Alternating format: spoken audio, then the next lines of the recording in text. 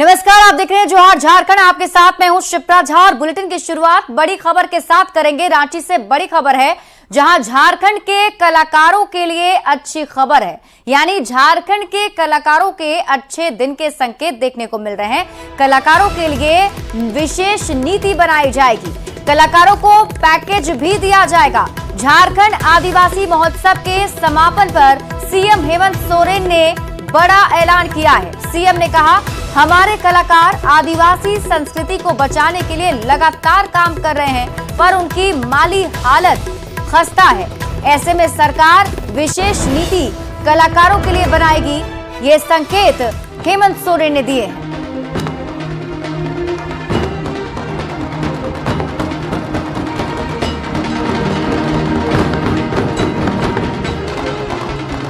ये तस्वीर आप जो देख रहे हैं, जो हम लोग निकल रहे थे उस वक्त ये चर्चा हम लोग में हुई कि इस प्रोग्राम को और दिन में बढ़ाया जाए। ठीक है, अब आगे जनता का आशीर्वाद मिले हम लोग को फिर से। हम लोग अपने झारखंडी कल्चर को मतलब एक सही प्लेटफॉर्म तक ले जाए।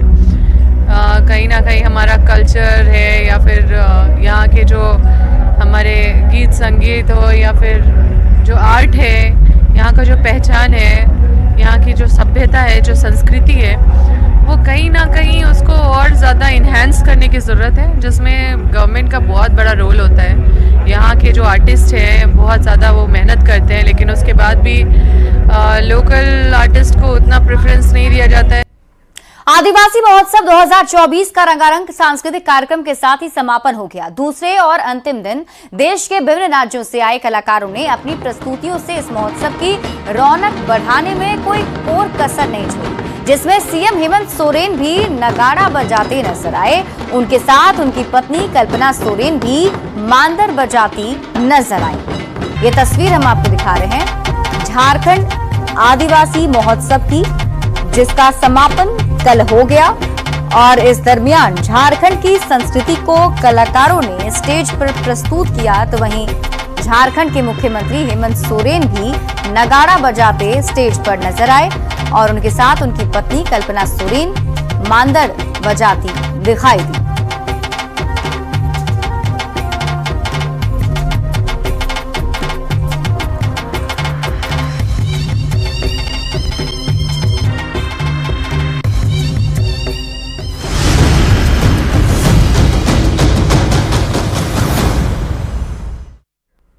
बढ़ते हैं आगे और देखिए, झारखंड में आने वाले दिनों में विधानसभा के चुनाव होने हैं। ऐसे में कई सारे मुद्दों पर राजनीति शुरू हो गई है और अब ऐसे में पूरे देश में खेल पर भी राजनीति शुरू हो चुकी है। केंद्र ने खेलों को बढ़ावा देने के लिए राज्यों को जो धनराशि दी है, उस पर झारखंड के खेल मंत्री हाफिजुल हसन ने नाराजगी जाहिर की। आरोप लगाया कि केंद्र सरकार युवाओं के लिए कुछ भी नहीं सोचती है, झारखंड की हर बार उपेक्षा की जाती है।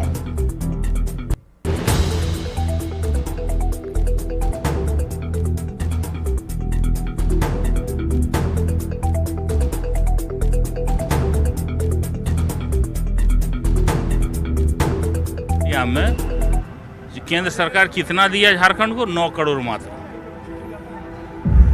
और गुजरात को कितना दिया? 450 करोड़। झारखंड के खेल मंत्री तो इस चीज से नाराजगी है? तो नाराजगी नहीं है। युवाओं के लिए आप कुछ कर नहीं रहे हैं, सेंट्रल से आप पैसा दे नहीं रहे हैं। क्या अभी आप देखिए ना, कल ही देखिए ना, कल जो वो दिए हैं 9 करोड़ रुपया, किस लिहाज से शर्म लगना चाहिए उन लोगों को। अब सुप्रीम कोर्ट आदेश दे दिया है कि रॉयल्टी का पैसा अब केंद्र नहीं जाएगा। अब हम लोग देखिए किस अभी आते हैं, इसके बाद देखिए कितना हम लोग काम करेंगे। अब खेल मंत्री हाफिजुल हसन के बयान पर बीजेपी ने पलटवार कर दिया है। विधायक सीपी सिंह ने कहा कि झारखंड के खिलाड़ी अपने प्रयासों के कारण आज बेहतर कर रहे हैं।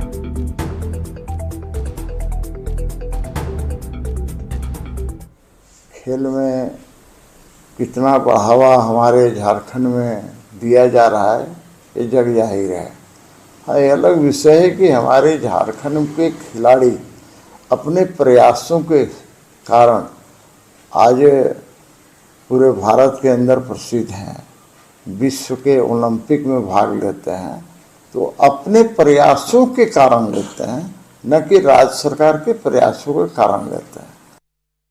झारखंड बीजेपी के चुनाव सह प्रभारी हेमंता बिस्वा शर्मा ने कल झारखंड बीजेपी युवा मोर्चा के साथ बैठक की थी और इस बैठक के बाद झारखंड की सियासत गर्मा गई है। जेएमएम और कांग्रेस लगातार बीजेपी को युवा विरोधी बता रहे हैं। फोकस करना उनकी मजबूरी है, क्योंकि झारखंड का युवा अपने युवा मुख्यमंत्री के साथ है, एक ऐसे नेता के साथ है जिसने लड़ा और लड़के जीता, जो झुका नहीं कभी, जो एक इनहेरिटेड क्वालिटी होती है आदिवासियों की। आज विश्व के सबसे चर्चित और सबसे लोकप्रिय, सबसे ताकतवर आदिवासी नेता के रूप में हेमंत सोरेन जी की पहचान बनी है। क्योंकि सबसे ज़्यादा ठगने का काम अगर भाजपा की सरकार ने किसी को किया तो युवा को किया। 2 करोड़ रोजगार और नौकरी देने का वादा करके ये सत्ता में आए थे।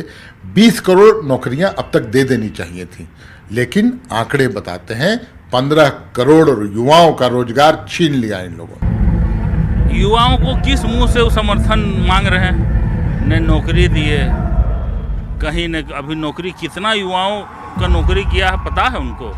देखिए, हम हवाई बात नहीं करते हैं, तो हम ये युवाओं के साथ हम हमेशा खड़े रहे। जो एक विधायक का एक क्षमता होता है, जो एक विधायक एक माध्यम होती है विधानसभा में आवाज़ रखने का, या फिर सही प्लेटफॉर्म तक उनकी बात को पहुंचाने का, या जो लीडरशिप है उनसे मिलवाने का, तो हम हमेशा इसमें हमेशा कहीं भी पीछे नहीं रहे, अपना जिम्मेदारी हमेशा निभाएं।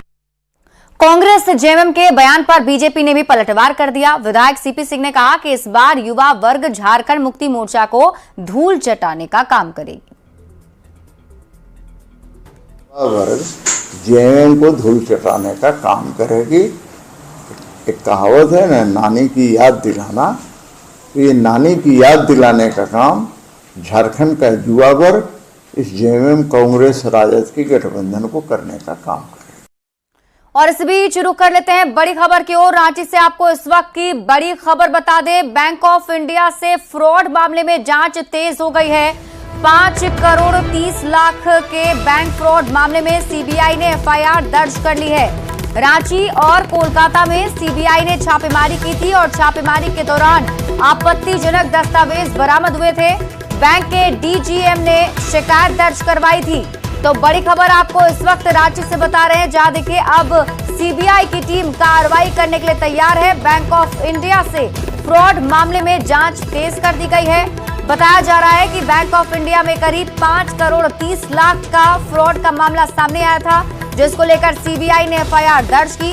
रांची और कोलकाता में सीबीआई ने छापेमारी भी की थी और जब छापेमारी की जा रही थी तो उस वक्त भी कई सारे सबूत मिले और छापेमारी के दौरान आपत्तिजनक दस्तावेज भी बरामद किए गए थे। बैंक के डीजीएम ने ही इसकी शिकायत दर्ज करवाई थी और अब सीबीआई की टीम इसमें एक्टिव नजर आ रही है। कार्रवाई शुरू कर दी गई है। सीबीआई की टीम ने अब जांच शुरू कर दी है। बताया जा रहा है कि इस पूरे मामले को लेकर 2 जगह पहले ही छापेमारी सीबीआई की टीम कर चुकी है, जिसमें कोलकाता और झारखंड में जब छापेमारी की गई तो उस वक्त कई आपत्तिजनक दस्तावेज भी बरामद किए गए हैं। और न्यूज 18 संवाददाता ओम प्रकाश अधिक जानकारी के साथ जुड़ गए। ओम प्रकाश, क्या अपडेट?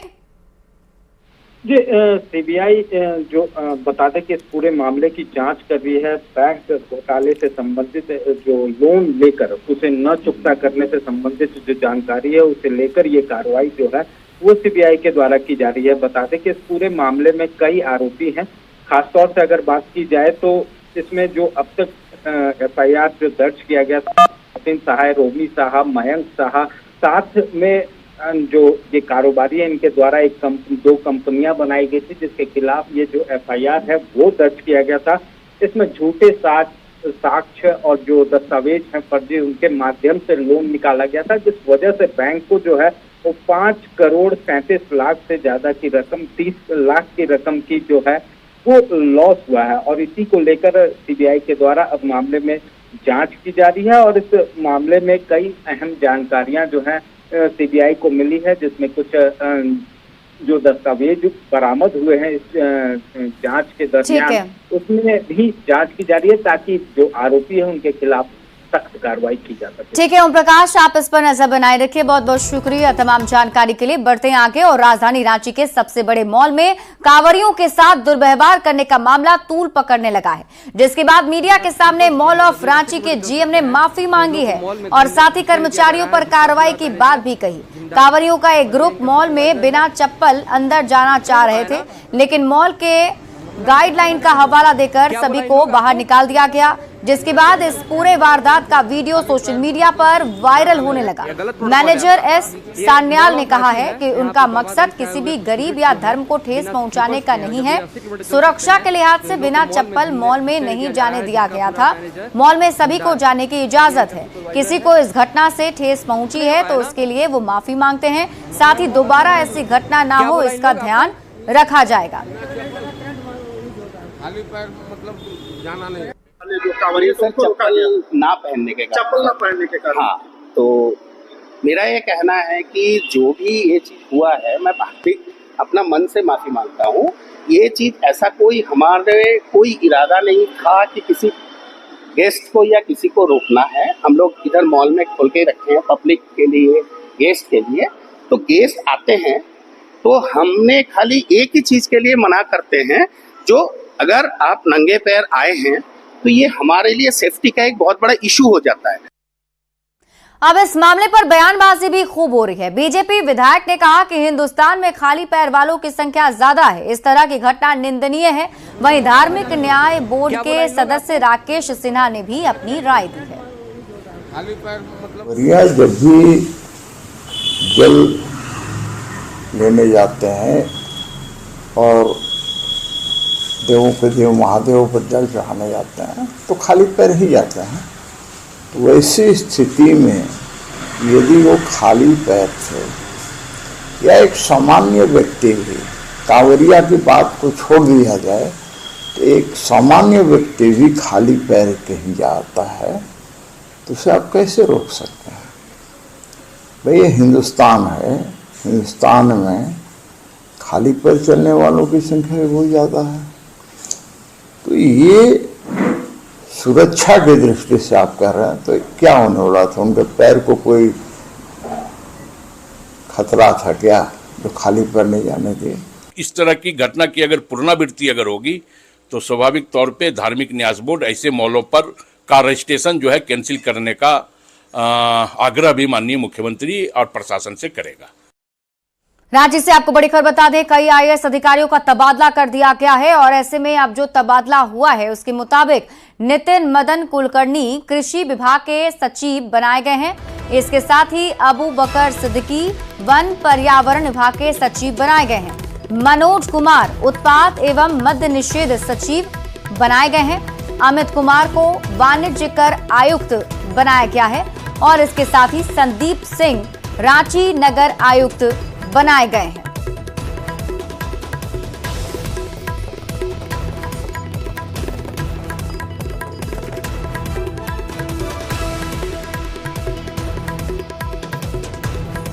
राजधानी रांची में आज सुबह से ही झमाझम बारिश हो रही है। मौसम विभाग के पूर्वानुमान की माने तो राज्य के कई हिस्सों में अगले 5 दिनों तक बारिश की संभावना है। 14 अगस्त तक मौसम विभाग ने उत्तरी पश्चिमी भागों के लिए भारी बारिश को लेकर येलो अलर्ट जारी किया है। मौसम को लेकर और अधिक जानकारी दे रहे हैं न्यूज 18 संवाददाता गौरव झा। अगले 5 दिनों तक मौसम का मिजाज बदला हुआ सा दिखेगा। जिस तरीके से मौसम विभाग ने पूर्वानुमान लगाया है, इसकी माने तो अगले 5 दिनों तक रांची समेत राज्य के अलग अलग जिले में बरसात हो सकती है। इस बरसात से कहीं न कहीं किसानों को राहत मिलने वाली है। मौसम पूर्वानुमान की बात करें तो आगामी 15 तारीख तक जो बरसात है वो कई इलाके में हो सकती है। वहीं इस बीच राजधानी रांची के साथ साथ राज्य के कई हिस्से के लिए येलो अलर्ट भी जारी किया गया है कि इस दौरान वज्रपात को लेकर येलो अलर्ट है। मौसम विभाग की माने तो इस बरसात से जो धान की रुपाई और बुआई होनी है उससे किसानों को राहत मिलने वाली है। इस बार की मानसून की बात करें तो शुरुआत के वक्त मानसून जो है वो थोड़ा हल्का जरूर देखने को मिला था और उस दौरान कम बरसात जरूर देखने को मिली थी, लेकिन पिछले दिनों अच्छी खासी बरसात और इस बरसात के बाद राज्य के कुछ जिलों को छोड़ दिया जाए तो अक्सर जिले में अच्छी बरसात हुई है। हालांकि राज्य के कई हिस्से में जो बरसात है वो कम हुई है, जिसके बाद जो कृषि विभाग के मंत्री हैं उन्होंने भी इस पर संवेदना व्यक्त की है कि जिन इलाके में बरसात कम हुई है वहां के लिए सरकार संवेदनशील है और वहां सरकार कुछ महत्वपूर्ण निर्णय ले सकती है। गौरव झा, न्यूज 18 रांची। और अब आपको सिमडेगा लेकर चलते हैं, जहां बारिश ने राम रेखा धाम की खूबसूरती बढ़ा दी है। बादल पहाड़ों को छूकर छटा बिखेर रहे हैं। ये नजारा कश्मीर से कम नजर नहीं आता। परिंदों की मधुर मधुर सी चहचहाट, बरसती नदियों की कलकल करती आवाजें, आंखों को सुकून देने वाली खुशियां ही खुशियां बसती हैं यहाँ हर पल। इसके साथ राम रेखा धाम के मंदिर से आती मंगल ध्वनियां इन वादियों में गूंजती हैं तो मन प्रकृति की गोद में आध्यात्म के हिलोरों में अनंत सुख शांति से भर जाता है। यहाँ पग पग पर बसे हर प्रकृति का ये अनुपम छटा देखकर मन बस यही का होकर रह जाता है। आध्यात्म और प्रकृति की अनुपम खूबसूरती का खजाना एक साथ यहाँ देखने को मिलता है।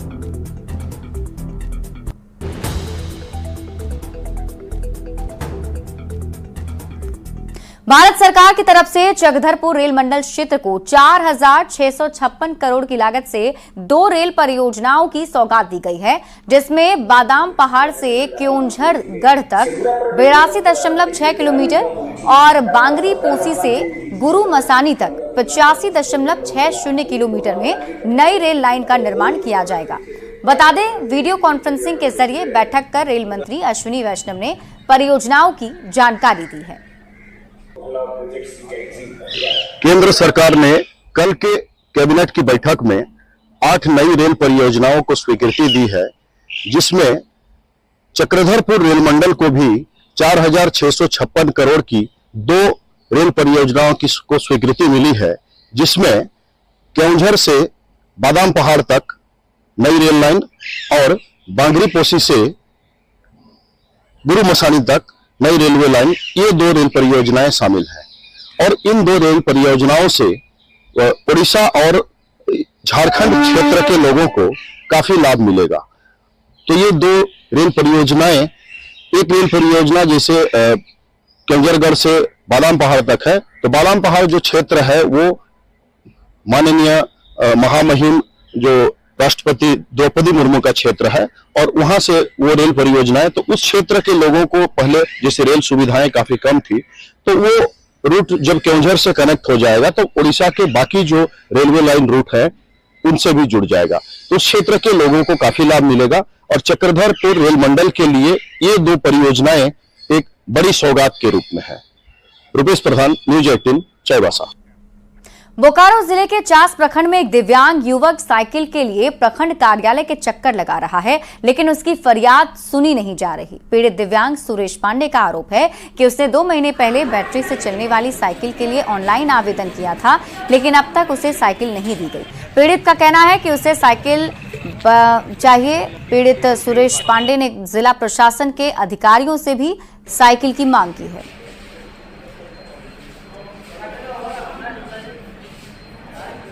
से मिले अभी आप? हम सीओ सर से बैठने हुआ, हम कितने बार जिला प्रखंड में आवेदन दिए हैं, यहाँ आवेदन दिए हैं, कितने बार ऑनलाइन किए हैं, लेकिन हमको नहीं मिला। कब ऑनलाइन किए थे आप? 1 महीना 2 महीना हो गया, नहीं मिला? नहीं मिला। अरे 1,000 पेंशन मिलते, उसके सिवा कुछ नहीं मिलते। अब आपको गिरिडीह लेकर चलते हैं, जहां राजधनवार प्रखंड के गुआ खंडहर में जबरन धर्म परिवर्तन का मामला सामने आया है। दलित परिवार ने इस्लाम धर्म अपनाने के लिए दबाव बनाने का आरोप लगाया है। इस मामले में बीजेपी प्रदेश अध्यक्ष बाबूलाल मरांडी ने गंभीरता से लेते हुए सोशल मीडिया साइट एक्स पर पोस्ट करते हुए कार्रवाई की मांग की, जिसके बाद गिरिडीह में राजनीतिक सरगर्मियां तेज हो गई है। मौके से और अधिक जानकारी दे रहे हैं न्यूज 18 संवाददाता एजाज अहमद। गिरिडीह जिले के राजधनवार प्रखंड के अंतर्गत आने वाले गुआ खंडर से जबरन धर्म परिवर्तन का मामला सामने आया है और इसे लेकर भाजपा प्रदेश अध्यक्ष बाबूलाल मरांडी ने सोशल मीडिया यानी एक्स के माध्यम से जानकारी दी है, जिसके बाद गिरिडीह जिले में इसकी खूब चर्चा हो रही है। अभी हम इस वक्त गुआ खंडर में ही हैं और ये उसी घर के सामने में है जहां पर ये आरोप लगा है कि धर्म परिवर्तन कर लिया है। आप यहाँ पे तस्वीरों में देख रहे होंगे, ये विकास हैं जिन्होंने अपने मां पर आरोप लगाया है कि इन्होंने धर्म परिवर्तन कर लिया है और ये आरोप यहाँ के स्थानीय जो मुखिया हैं उन पर व अन्य लोगों पर लगाया। फरीद अंसारी आए थे और मुदस्सिर अंसारी आके, जी भी आए थे, मुखिया जी बाद में आए थे। अच्छा। उन लोग दोनों आके हमको बोला कि तुम कटल काय खाते है, जो वो कायन खाता है, तुम्हारा माँ अगर बन गया मुसलमान तो तुम भी बन जाओ। हम इनकार कर दिया तो इन लोग मारने लगा। 300 आदमी आ गए थे हमको मारने के। इसके बाद पीसीआर भी आया, मुखिया जी भी हमको लपड़ मार के गाड़ी में डाल दिया, मेरा परिवार को भी डाल दिया, बच्चों को भी डाल दिया। इसके बाद हम लोग थाना चल गए। अच्छा, थाना चल गए तो मुखिया जी रात को गया था, वहाँ पे बोले लोग के सर ले जाते हैं। हम बोले कि सर हम लोग वहीं थाने में सही रहेंगे। 300-250 के बीच में मुसलमान लोग हमको जान मारने के लिए आए, कल जाएंगे गाँव। गोतनी का घर खंड दल के बाबू तो वकरो ना के 4 लड़का के पकड़ के, मतलब मुसलमान नहीं ना, झूठा आरोप लगा और यहाँ धर्म परिवर्तन कराने की कोशिश की विकास को। क्या ये बात सही है और क्या कुछ कहना नहीं, सब अंजाम है, गलत है। ऐसा है कि जो उड़वा देवी इनकमा है वो 28 तारीख को आवेदन मैंने फ़ोन करके हमको बुलाई कि मुखिया जी आप हमारे हमको घर से बाहर कर दिया है और ये मामला 10-15 दिन से चल रहा है, तो आप आइए, हम कहाँ पर रात को रहेंगे, हम कहीं जाके मर हरा जाएंगे। तो हम बोला ऐसा नहीं करना है। तो हम लोग को अफसोस लगा, तो हम लोग बोले कि ऐसा करो कि किसी तरह का कोई केस मुकदमा नहीं करना, मेरा पंचायत का मैटर है, इसको चलो हम सॉर्ट आउट कर देंगे कल सुबह। पारिवारिक कलह बताया है। वहीं स्थानीय मुखिया ने भी इसे कहीं ना कहीं एक साजिश बताया है और इनका कहना है कि इन पर लगे आरोप झूठे हैं। हालांकि इस मामले में अभी प्रशासन जांच पड़ताल कर रही है और जांच के रिपोर्ट के आधार पर आगे की कार्रवाई की जाएगी। गिरिडीह से न्यूज़ 18 के लिए मैं एजाज अहमद। और देखिए, इस खबर के सामने आने के बाद कई सारे सवाल हैं जो उठ रहे हैं। सवाल ये कि आखिर कब बंद होगा जबरन धर्मांतरण का खेल, क्योंकि झारखंड के अलग अलग जिलों से ऐसी खबरें कई बार सामने आ चुकी हैं और जबरन धर्मांतरण कराने वालों पर कार्रवाई कब होगी, ये सबसे बड़ा सवाल है।